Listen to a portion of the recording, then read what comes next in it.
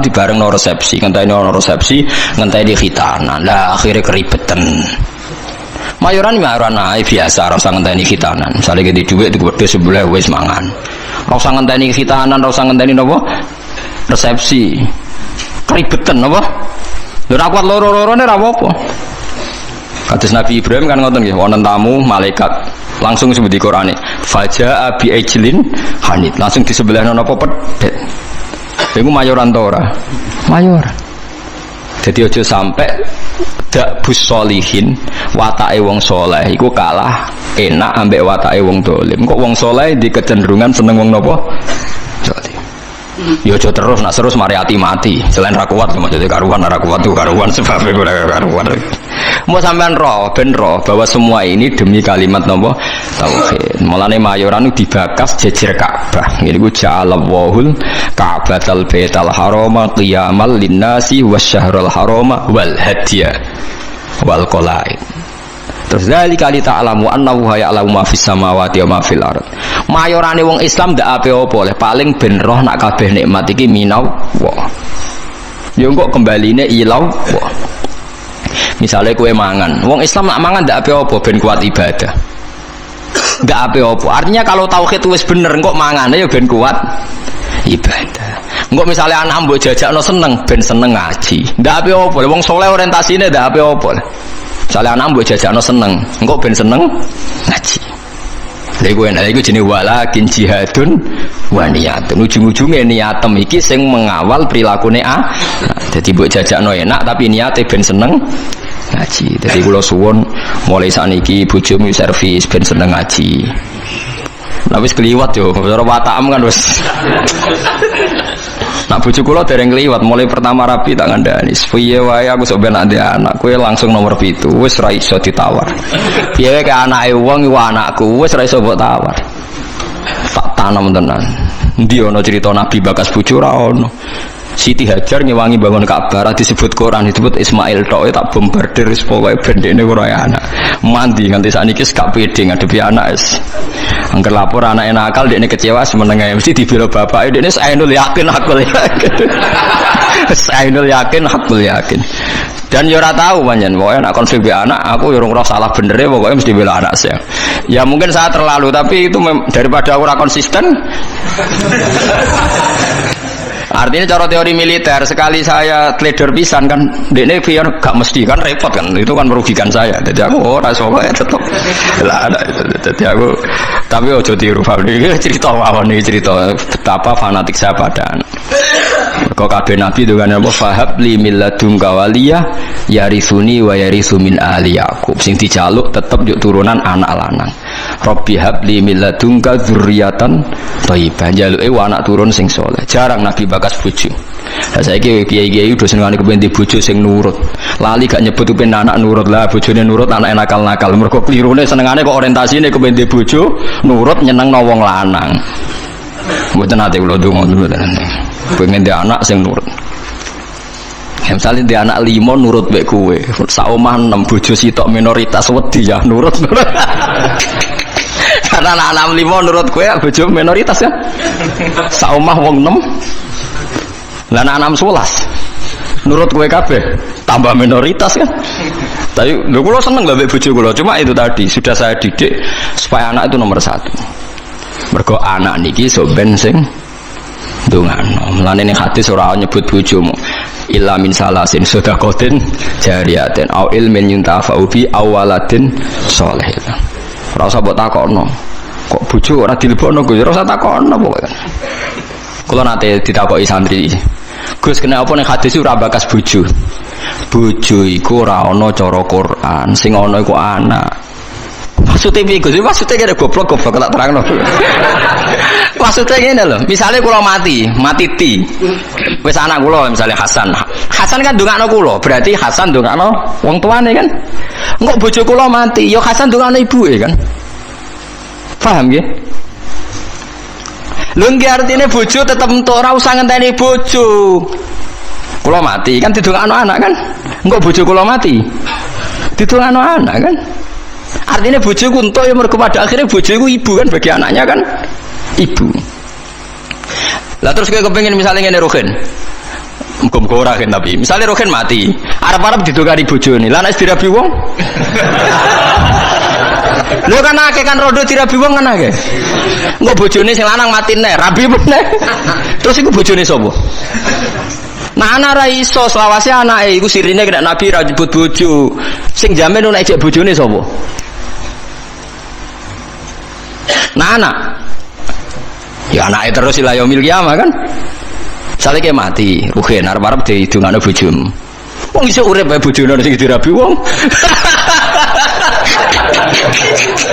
Ya pegatan nak terus dirabi wong. Pemene wis apa? Artinya umpama Nabi ngendikan au zaujatin sholihatin tatulah. Ijek bojo ta ora kan? Paham ya? Lho kok berarti do takut istri kan jawab kasih do rahasia. Mboten niku tenan nggih, kula suwun tenan nggih. Dadi mulai ngaji niki latih. Anak kita ini sudah punya kalimat napa spesial. Rupane kalimat napa tauhid. Yang kalimat ini direwangi Allah ngutus Jibril, ngutus Kanjeng Nabi Muhammad, ngutus Mikail untuk kalimat tauhid. Dan kita mendapatkan ini secara gratis dari fitrahnya, gak melalui perang, gak melalui utusan Nabi macam-macam. Kok ora mbok hormati ku piye? Lucune kita sering kecewa hal-hal sing khadzun nafsi. Misalnya anak bukan mijeti ra gelem terus kecewa. Wah, anak ra nurut wong tua. Oh, dungasar anak nakal ngene-ngene. Iso ae cara pangeran, oh wong tua goblok, barang ra penting sih dianggap penting. Lah pangeran ngendikane ngono piye? Aku yakin pangeran ning aras ngendikane ngono. Oh, dasar orang tua bento, barang ra penting sih dianggap penting. Ayo nak pangeran takokane ngono piye? Dan mungkin kan? Karena Allah yang kayak cacilik dolanan, karwar rufi al-qalamu an salasin, wong telu ora kena dihisab, cacilik nganti balik, ayo jelas dijamin hukumnya pangeran, ora kena disalahno. Pangeran sing pangerane ra iso nyalahno perkara wis dijamin. Cacilik ra salat pangeran nyalahno ta ora? Mboten kan? Cacilik udo pangeran nyalahno ta ora? Mboten kan? Kowe trimo bapake. Aku yakin wong tak omongi ngono do guyu. Aku yakin pangeran ning aras ngendikane kowe wong tua goblok, barang ra penting jadi dianggap apa? Penting. Wong sore Gus ra gelem wadus bocah kok cara pangeran ora penting. Akhirnya mulai rubah. Bareng rubah sing anakku temeran akal anak jiran bedok kaya ora ngono. Pokoke iki ajaran iki tanamno. Tapi mulai do mikir, mulai populer aja lho, mulai populer. Tapi kula ndak tahu apa orang-orang itu ngenyek saya apa setuju ndak tahu. Tapi mulai dadi guyon, jogeman nyentak anak cara Gus Mamal. Mari kualat. Tapi wong tuwa aja nyentak anak, mari apa? Kualat jare Gus Mamal. Maksudnya apa ngenyek apa setuju ra roh. Tapi mulai mikir jelas apa ketoke mulai dipikir. Tapi insya Allah sesuai sudah setuju. Insya Allah lama-lama ngerti bombardir terus dicotot-cotot sesuai apa? Setuju. Nak kula setuju dini, kula pun setuju dini. Ke sarah kula nggih hadise gini kok anak soleh sing ndongakno para nabi ngene apa wa ja'alaha kalimatam baqiyatan apa fi aqibi. Mulane Nabi Isa iku ora iso afdal kaya Nabi Muhammad. Mergo boten gadah dzurriyyah, mergo boten gadah napa? Dzurriyyah. Dadi termasuk beja-bejane tiyang niku sing gadah napa? Dzurriyyah. Nah soal sampean mikir engko nang dzurriyyah nakal-nakal ngene. Wis ta selagi ini jono kalimat tauhid ki coba kas nakal teman-teman. Semoga-moga disepuro pangeran. Piye wae wong sing lafal tauhid duwe alasan disepuro pangeran. Senajan to tahu salah. Nah, kalau nggak percaya baca di kitab Tobaqatul Auliya yang dikarang Imam Sya'roni. Beliau kalau nafsirkan ayat ini begini yang sering sampean pakai tahlil. Fa'lam annahu la ilaha illallah wastaghfir li dzambika walil mu'minina wal mu'minat. Niku dawuh Hasan As-Sadili nak nafsiri ngeten. Fa'lam annahu la ilaha illallah wastaghfir bidzalikal kalimat. Setelah kamu tahu la ilaha illallah, mintalah ampun karena kalimat itu. Karena siapapun yang lafadzkan kalimat itu, mbok dosa kaya apa mungkin disepuro. Karena berarti dekne gak musyrik. Beda ambek wong dosa gak duwe kalimat iku, neraka selawase lawas. Mergo innallaha la yaghfiru ayyushraka bihi wa yaghfiru ma duna dzalik. Saya itu sampai nangis maca kitabnya. Jadi kalau pahalanya nggih oleh Hasan Sane. Fa'lam annahu la ilaha illallah wastaghfir li dzambika bitil kal kalimah. Artinya siapapun yang sudah kadung lafadz la ilaha illallah berhak di sepuro. Buktinya apa? Sing ngrang lafadz no iku ora iso di sepuro kan karena dianggap syirik. Artinya kalimat itu wis digaya wis napa? Digaya. Artinya anak-anak selagi ini di tauhid kok salah-salah lah mungkin di sepuro. Mergo barokah kalimat tauhid. Mergo sing ra iso di sepuro sing duwe dosa syirik. Artinya sing lafal la ilaha illallah ora napa syirik. Mulane dari Hasan Sadali wastaghfir dzambika bitil kalimat. Paham ya bitil apa? Kalimat. Karena tanpa kalimat itu dosa kita tidak bisa napa diampuni. Karena kita berarti di dosa napa syirik. Artinya kena bayang anak putumu sebenarnya nakal-nakal kaya bapaknya kaya bayi misalnya kan berarti lah jong pokoknya gue tak titipi kalimat apa tauhid lah liwat titipan kalimat itu wis iso disepur makanya fata amal dari jari Hasan Sadali maka harus kamu angen-angen ini karena sak paket kan fa'lam annahu la ilaha illallah wastaghfir li dzambi bitil kalimat mulane urutan tahlil hak jenis bener sebuti urutan tahlil biasanya ngawiti dalilun fa'lam annahu la ilaha illallah mboten sing golek di sepuro bareng no niku sing pokoke intine niku biniyati taqarrub mari tahlil beda-beda kula nu tahlil Pasuruan yo ora paham tahlil Yogya yo ora paham ning Rembang ora paham tiap kiai kok tahlile beda-beda pembedarane alim mbok piye yo ora roh lah kaya la ilaha illallah kalimatu haqqin 'alaiha nahya wa 'alaiha namut nak teng daerah kula wabiha nak teng mriki wabiha nak teng Pati wabiha teng Rembang wabiha wonten kiai sing genane wabiha wa 'alaiha ana sing biha wa 'alaiha nak logikane nggih biha tapi teng mriki 'alaiha ya sebagai kalimatu haqqin 'alaiha nahya wa 'alaiha namut wa 'alaiha nupas nah teng mriki wonten sing wabiha nupas. Nah kalau mimpin dalil ke wabiha genate waliha genate waliha wabiha genate lah iya yang seneng tak mimpin dalil ora krana kula napa-napa seneng cepete mun nggih mboten sama maca kata-kata penting ikhlas warga mun mantep bae kula mun maca ping 7 mawon itu sebar wah cocok cepet wah semua wong awam repot dilatih cepet seneng cepet engko akhirnya ra eling pangeran dilatih suwi gremeng ya akhirnya ra eling pangeran angel atau wong awam wis kadung angel lah iya nak dilatih suwi kok gremeng akhirnya gremengi kalimat tauhid yo elek dilatih cepet ora seneng kalimat tauhid seneng cepete lah yo elek meneh kan oh dasar wong iso bener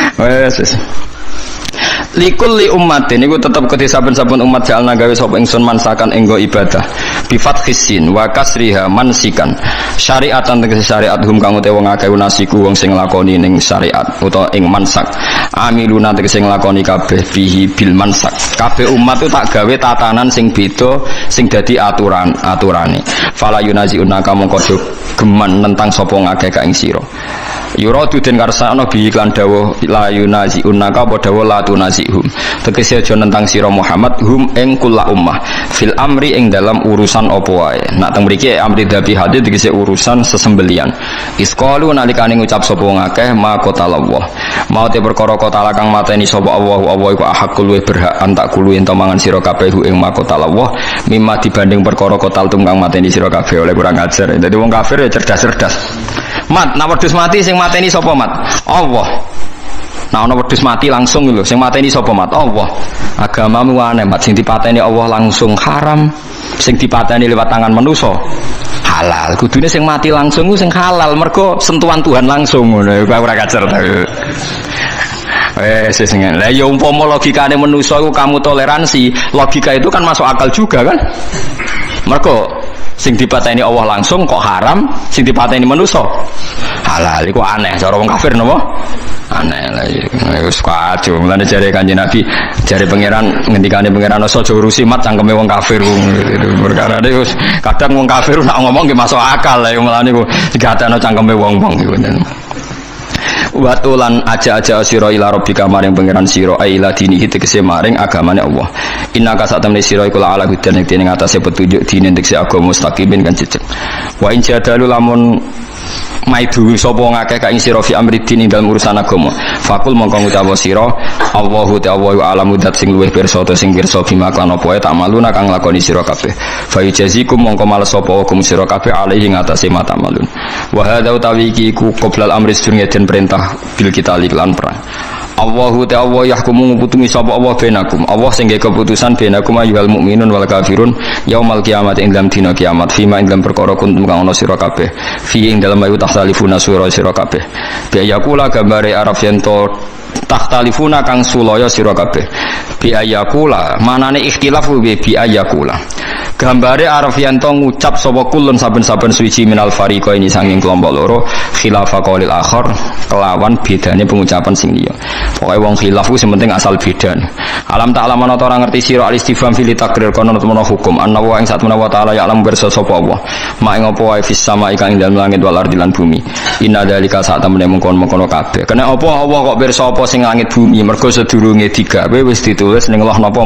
mahfud inna dalika sak temene mengkon-mengkon kabeh madzikira fi kitabin mate kese perkara zikir kang disebut apa mau fi kitabin ing dalam kitab wa te kitab Allahul mahfud Allah iku catetan al mahfudu kang den jaga iku niku Allah mahfud catetan riyen ora ning kertas teng Allah jare iki kuna manani sabak inna dalika sak temene mengkon-mengkon kabeh ilma ma tegese ilmune perkara zikir kang den disebut apa ma ala wa ing atas apa yasirun gampang esahlun tegese gampang assalamualaikum warahmatullahi wabarakatuh.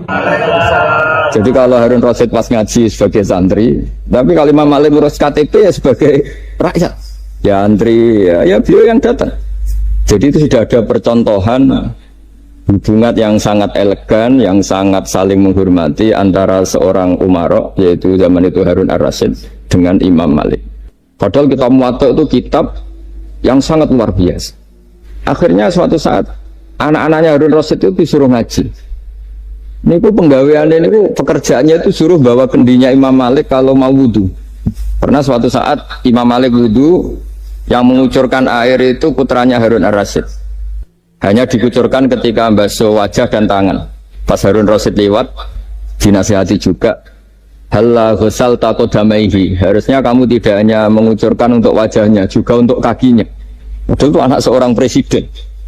Jadi betapa dulu itu harkat dan martabat ilmu itu sangat dihormati. Nah, kenapa demikian? Karena ilmu ini yang membentuk sebuah bangsa.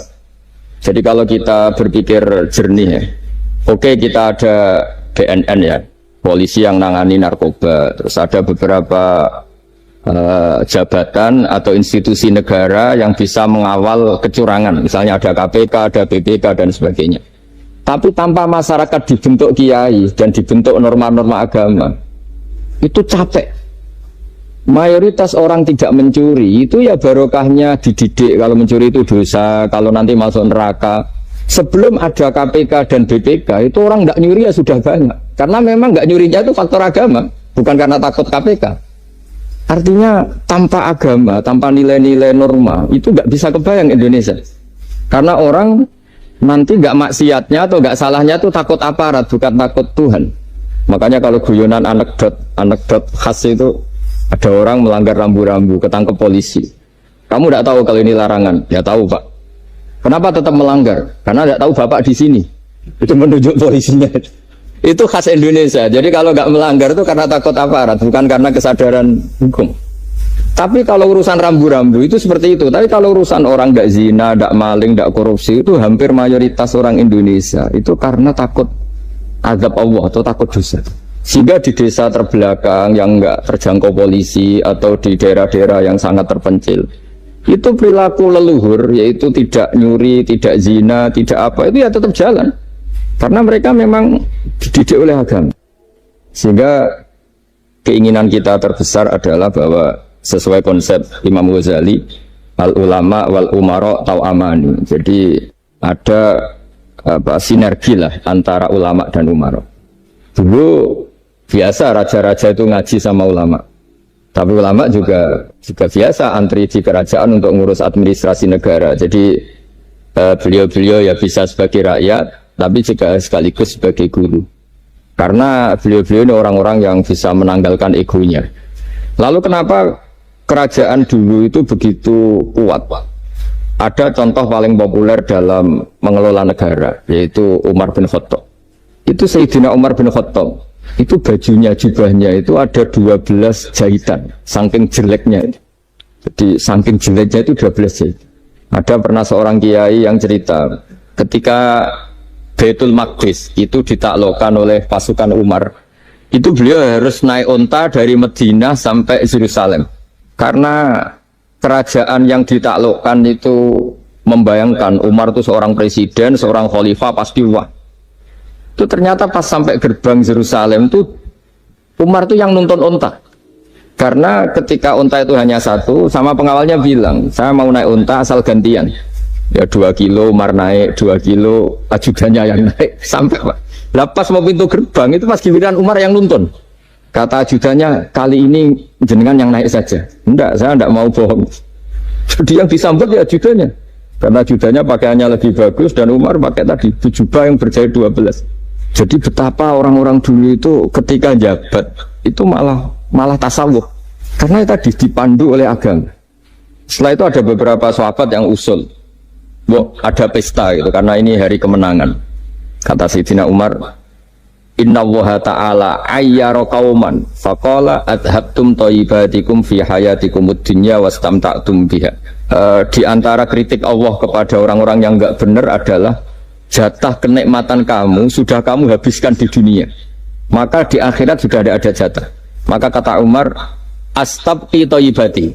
Jatah-jatah kenikmatan saya biarkan utuh. Maka tidak saya nikmati sekarang. Nah makanya ini saya sekaligus minta sama BUMN, pokoknya gak usah ngundang saya, ribet. Selain ribet ya soalnya ngaji saja. Saya ini jadi kiai itu ya bingung. Ya sering dihormati orang, dicucuk, kadang disangoni. Kalau kadang ya mikir, nak jatah kontak terus piye. Makanya saya itu ya sering ngebes, ya biasa saja hidup saya. Karena saya tidak ingin jatah saya ini habis. Tapi kadang-kadang orang itu ingin berlebihan menghormati kiai. Saya berkali-kali bilang, ketika ada orang menghormati saya itu yang repot saya, yang menghormati benar karena menghormati kiai. Tapi kiainya yang masalah kan. Kalau tidak bisa ngelola hatinya jadi tamak, jadi ribet. Makanya ini kan ya sudah saya tetap sebagai kiai ngajarkan ikhlas. Makanya guyonan di kitab-kitab dulu, kalau ada orang cantik sowan kiai itu kata kiainya, saya yang bingung. Kamu melihat saya ibadah, saya melihat kamu masalah. jadi, tapi kalau kiainya agak soleh ya enak, sama-sama seneng kan. Masalahnya kita ini soleh, paling enggak berusaha soleh. Ya jadi kalau Pak Aryo sowan sini itu dia benar, sudah sopan lah sama kiai, beliau pejabat sopan. Saya yang masalah kan. Misalnya saya ke Jakarta terus ingat Pak Aryo ingin difasilitasi, saya kan jadi repot. Makanya kemungkinannya kecil, kalau saya ke Jakarta tak hubungin itu kecil dan tidak perlu tersinggung. Saya selama ini ya sering ke Jakarta ya biasa. Saya hampir per 3 bulan atau 4 bulan datang ke pondoknya Pak Kures. Ya jarang hubungi pejabat. Ya sudah kalau mau ngaji aja. Nah kenapa saya menekankan ikhlas? Karena ini kan acara khataman. Di antara pokok dari ajaran Quran adalah wa ma umiru illa liya'budullaha mukhlishina lahuddin. Jadi kalau sudah berani beragama ya kita harus ikhlas. Dan saya berkali-kali bilang ikhlas itu mudah, harus dilatih. Saya berkali-kali memberi analogi itu gampang sekali. Lama sekali kita bilang kalau yang putih itu putih. Lama sekali kita bilang yang hitam itu hitam. Itu tidak ada yang gaji. Kenapa kita mengatakan tembok ini putih? Karena memang putih. Kenapa orang mengatakan peci itu hitam? Ya karena memang hitam. Itu tidak ada yang gaji dan semuanya ngomong seperti itu. Tapi pas Anda ngomong Allah itu Tuhan, minta masuk surga. Pas hubungan dengan Tuhan itu selalu tidak ikhlas. Padahal kita biasa ngomong hakikat ini ikhlas. Kita ngomong tembok ini putih ikhlas, ngomong peci hitam itu. Pas ngomong kalau Allah itu Tuhan, minta surga. Padahal bedanya apa? Hanya sama-sama ngomong mengatakan sesuatu yang nyata. Sehingga saya berkali-kali bilang dan ini akan saya kampanyakan sampai saya mati. Di antara gejolokan Allah sama orang soleh. Jadi orang soleh itu nanti juga digojlok sama Allah. Kenapa kamu nyembah saya? Karena saya ingin masuk surga ya Allah. Yang satu ditanya, kenapa kamu nyembah saya? Karena saya takut neraka ya Allah. Berarti kalau saya tidak bikin surga, tidak bikin neraka, kamu tidak nyembah saya. Ya udah gitu tempat nyembah jenengan. Tapi kadung kelewat alasannya itu. Makanya saya itu tidak pernah bilang ke anak saya gini, kamu harus syukur karena bapak dapat pekerjaan. Tidak pernah saya. Kamu harus syukur bapak punya uang, tidak pernah. Nanti syukurnya nunggu bapak punya uang. Kalau nggak punya uang nggak bapak ribet. Maka ini yang bupati, yang pejabat tidak usah syukuran bapak naik pangkat, bapak direktur BUMN. Nanti kalau tidak sudah pensiun sudah syukurnya hilang. Nah, karena ini kan ngaji sama kiai ya, saya ajarkan khas kiai. Saya sampai sekarang ya tidak nikmati kebesaran nama saya atau apa, karena tadi memang harus dilatih. Kalau kita bisa mengatakan putih itu ikhlas tanpa tekanan, tanpa imbalan. Kenapa pas mengatakan Allah Tuhan harus minta surga? Padahal Allah itu tetap Tuhan meskipun tidak menciptakan surga dan nah dari pemahaman seperti ini para mufassir itu tahu kualitas kalimat fattaquni ya ulil albab, takutlah kepada saya. Jadi kualitas kata fattaqun naro sama fattaquni itu bagi orang-orang hakikat lebih takut kalimat fattaquni. Kata orang-orang tasawuf neraka itu nanti, itu pun kita tidak mesti masuk. Tapi kalau Allah sekarang pun sudah ada.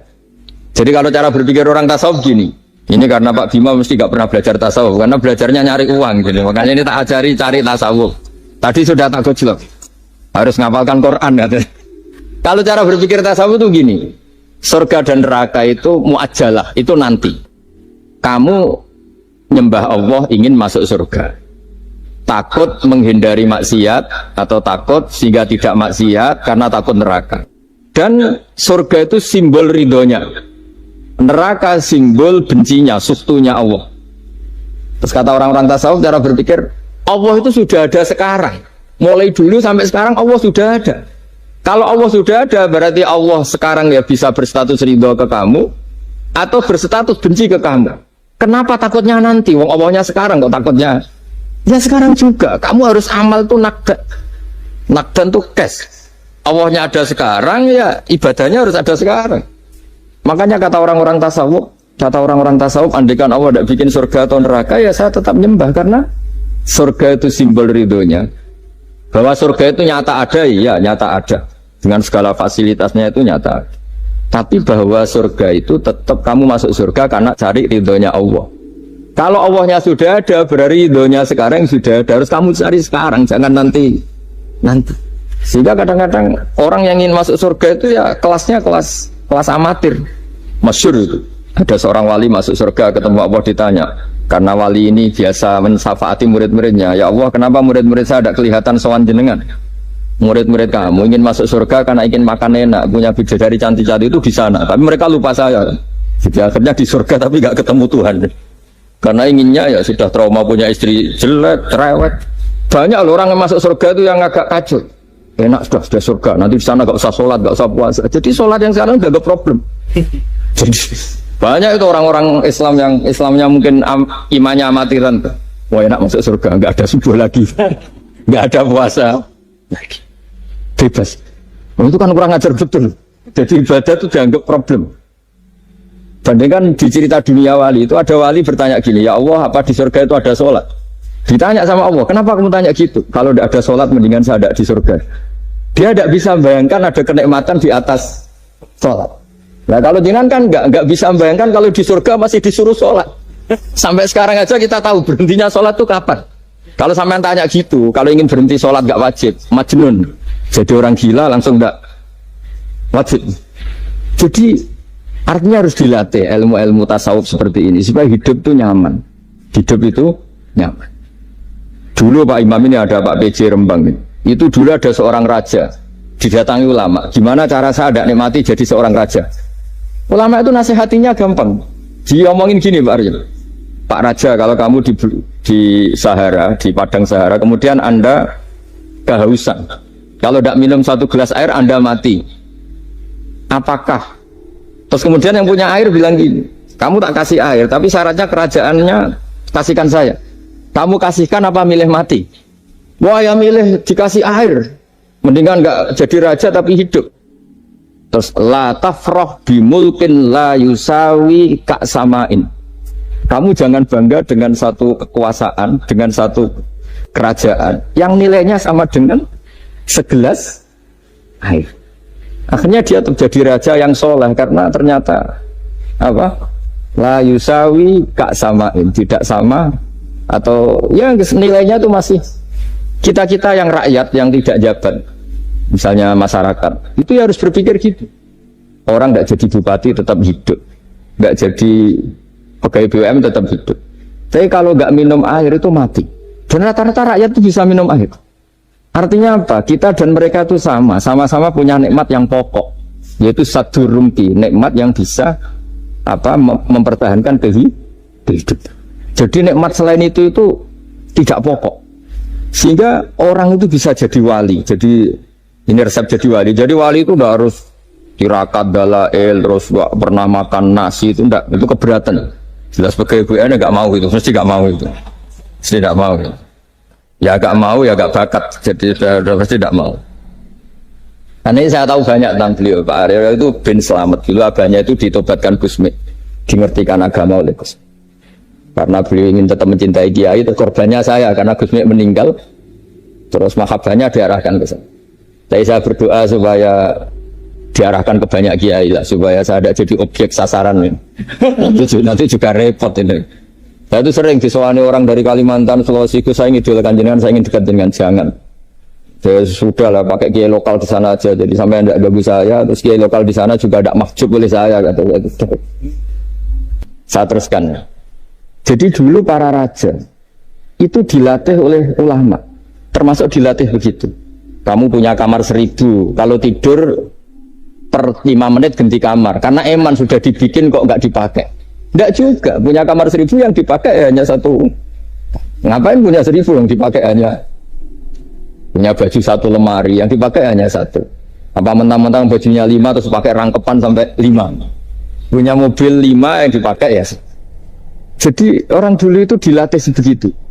Sehingga dulu itu tidak ada raja kecuali punya penasehat. Zaman belum Islam ada resi, kalau setelah Islam ada ulama. Sehingga mereka bisa menertawakan kerajaan. Maksudnya dianggap biasa. Ada seorang raja ditanya ulama, khas seorang raja itu apa? Merintah tidak bisa diperintah. Terus si ulama ini tiap pagi itu datang ke atas gunung, cari tempat paling tinggi terus mutolaah kitab. Setelah mutolaah kitab ya wasit ya. Kayak saya kalau belajar ya asik. Ngalang-ngalain jagungan sama pakai BUMN kalau saya sudah belajar. Terus dia bilang, enaknya apa jadi raja? Saya di sini nggak ada yang memerintahkan saya, berarti saya dengan raja sama. Dan kelebihan saya juga tidak ada yang ganggu. Kalau raja masih banyak yang ganggu. Artinya bisa mengolah. Kalau sekarang enggak. Banyak kiai yang melihat pejabat itu kayak gimana? Wong kok mulyane ngono, buka pintu aja nggak pernah. Mulyane kayak gitu. Yang jenis ini dia rugi, sudah iri, nggak punya kenikmatan sendiri. Ulama dulu itu bisa mengelola kenikmatannya sendiri dengan cara seperti itu. Makanya masyhur Sayyidina Ali itu kalau malam itu diantara sebab beliau tambah dekat sama Allah. Itu diantara wiridannya itu bukan kayak wiridan kita itu enggak. Wiridannya begini. Ya Allah, kafani izzan an takuna li rabban wa kafani fakhran an akuna laka abdan. Saya sebagai manusia ini sudah sempurna, punya Tuhan engkau. Tuhan yang maha dahsyat, maha top. Kayak apa nyesalnya saya kalau punya Tuhan yang hanya sebuah batu, hanya pahatan batu, atau Tuhan yang mati, atau Tuhan yang kelaparan. Wa kafani fakhran an akuna laka abdan, dan saya ini bangga karena jadi hambamu. Jadi orang dulu itu nyembah Allah itu tidak harus dengan kalimat subhanallah wa akbar, tapi punya kesimpulan yang menjadikan mereka ini nyaman dengan Allah. Abu Yazid Al-Bustami itu diangkat jadi wali setinggi-tingginya, itu diantaranya kalau wiridan bilang gini, ya Allah kenapa engkau ngasih makan saya, ini aneh. Kenapa engkau ngasih minum saya, itu aneh. Di mana-mana orang memberi itu ada kepentingannya. Misalnya majikan bayari karyawan karena ada kepentingannya.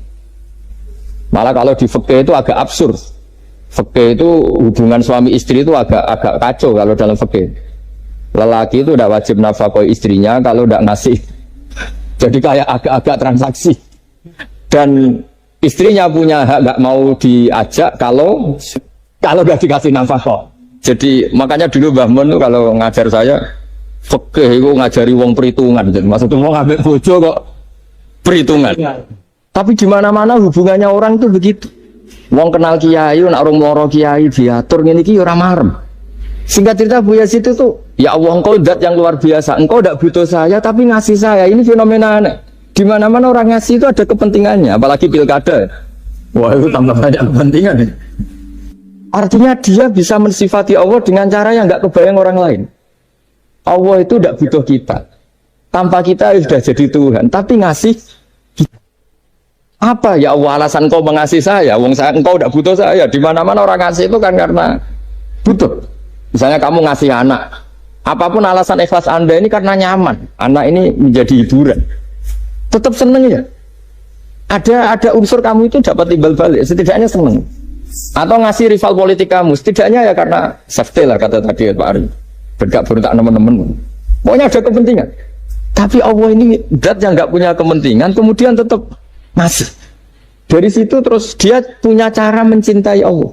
Jadi wali-wali dulu itu punya cara untuk mencintai Allah.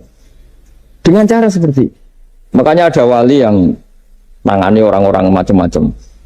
Kayak Gusme itu masyhur, beliau nangani orang fasik, orang macam-macam. Dulu itu ya ada seorang wali itu jadi wali karena beli narkoba. Tapi bukan untuk diminum, untuk dimusnahkan.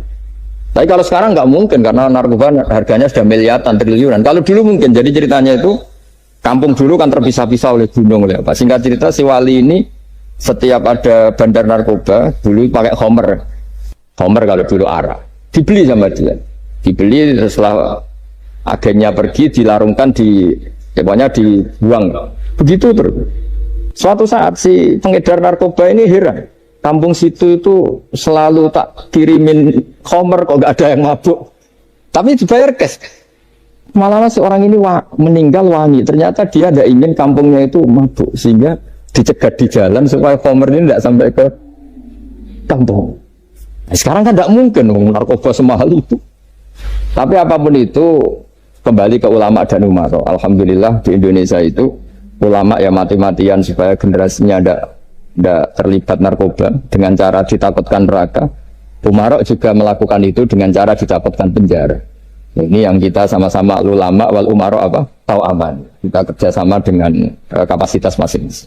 Jadi penting sekali ngaji seperti ini supaya kita tahu bahwa khazanah-khazanah kita tentang dekat sama Allah itu macam-macam. Ini khusus ijazah ini sama Pak Bima Pak Aryo itu. Dulu Kiai Hamid Pasuruan terkenal wali.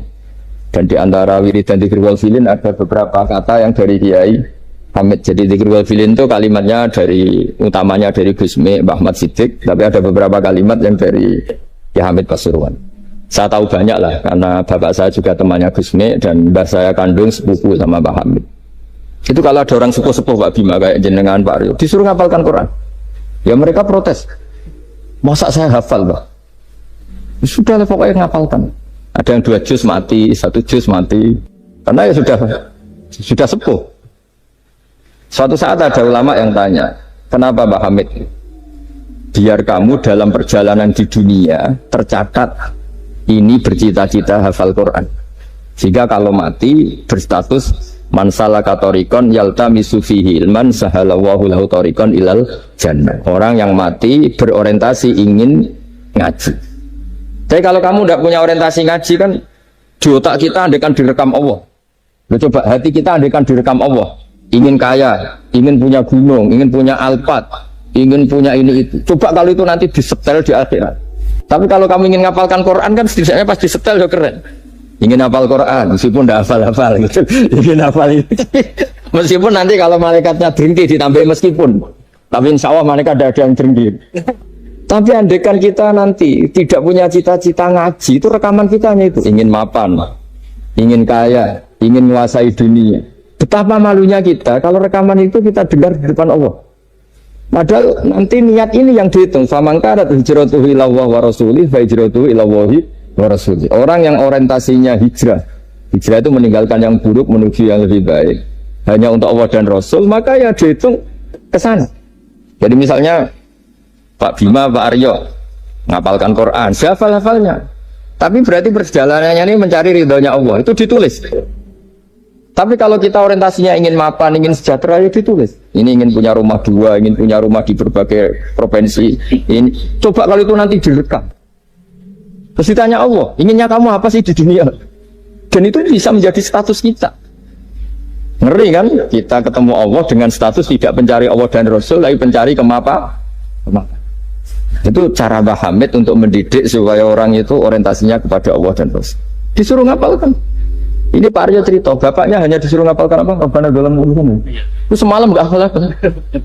Dan alhamdulillah nggak hafalnya ditiru anaknya. Susahnya kemarin pas ngaji sama saya di kamar saya, saya punya kantor di depan rumah saya. Ya nggak hafal apa. Bener-bener konsisten. Jadi dulu bapaknya itu ketemu Gus Mek di hotel, dia diajarin semalam nggak hafal. Akhirnya hafal lagi. Iya, tapi nunggu sekian tahun mungkin. Jadi yang penting, jadi ulama dulu itu pinter cara menuntun umat menuju Allah dan Rasul. Diajarin. Akhirnya ada zikrul ghafilin. Penting orang itu menuju Allah dan Rasul. Setidaknya kalau direkam itu nanti saya ingin ya Allah dapat ridhomu. Kalau malam ilahi anta matlubi, wa ilahi anta maksudi wa ridhoka matlubi. Meskipun semalam hanya dilafatkan sekali, tidaknya Allah mencatat, ya Allah engkau yang kami cari, ridhomu yang kami cari.